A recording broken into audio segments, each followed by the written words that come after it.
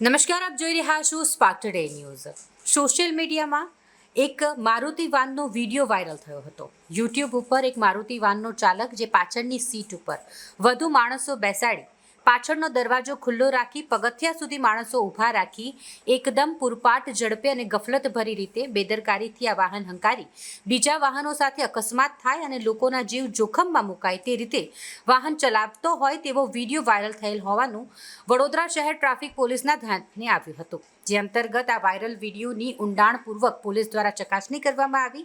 જે વાહનને આઈડેન્ટિફાઈ કરવામાં આવ્યું, જે વાહનનો નંબર GJ6CM9607 હતો, જેનો ચાલક દિનેશ ભરવાડ હતો।